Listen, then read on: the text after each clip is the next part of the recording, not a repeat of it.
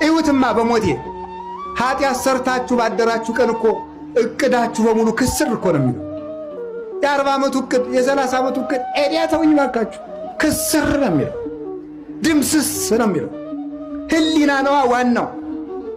ሰው እኮ ይሄን አደርጋለሁ ከዛሬ በኋላ የሚቀጥለው ሳምንት አስቀድሳለሁ እጸልያለሁ ከዛሬ በኋላ እጾማለሁ ይልና ሰኞ በዝሙት ተሰናክሎ ካደረ ያ ሁሉ ይከስራል፣ አጣጥፎ ይተኛል። ለምን? ዲያብሎስ ደሞ እንዲህ ብለህ ብትጸልይ አታፍርም ይለዋል። ዚያወሬ ሄደ። አጋንንት ስርዓት አላቸው። መጀመሪያ ጸሎት የማቋረጥ ሰይጣን አለ። ጸሎት የማቋረጥ ሰይጣን ለዝሙት ሰይጣን ያስረክባል። የዝሙት ሰይጣን ለተስፋ መቁረጥ ሰይጣን ያስረክባል። እንዲህ ያለ ነው ሰው የሚጠፋው ማለት ነው። መጀመሪያ ጸሎቱን ያስቋርጠዋል። ኃያልን ሰው ካሰሩ በኋላ ሀብቱን መዝረፍ እንደማይቸግረው የጸሎት እጅግሩን ካሰረ ጸጋውን መግፈፍ አይቸግረውም።